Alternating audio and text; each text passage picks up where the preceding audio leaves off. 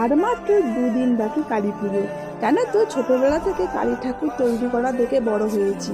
ঠাকুর তৈরি হতো আর আমরা দাঁড়িয়ে দাঁড়িয়ে দেখতাম। সেই দিনগুলো বড্ড মিস করি। যাই হোক, দেখো বড় মা কিন্তু অনেকটাই তৈরি হয়ে গেছে, প্লেন মাটি লাগানোও হয়ে গেছে। এখনও অনেক কাজ বাকি, সারা রাত ধরে কিন্তু প্রায় কাজ হয় বলতে পারো।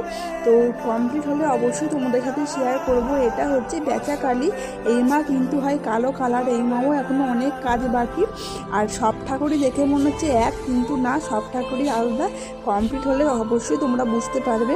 এটা হচ্ছে গেজা কালী, এই মা হয় হচ্ছে নীল কালারের। স্টেশন থেকে নিয়ে গঙ্গাধার পর্যন্ত কিন্তু অনেক ঠাকুরই হয়। এটা হচ্ছে মা শান্তিময়ী। এই মায়ের কিন্তু আর এক নামও আছে, সেটা হচ্ছে কদম কালী। এই মাও কিন্তু খুব সুন্দর। আর এটা হচ্ছে রাগী কালী, এই মা কিন্তু একটু রাগী রাগী টাইপের দেখতে হয়। তো তোমাদের এই ভিডিওটা কেমন লাগলো জানিও।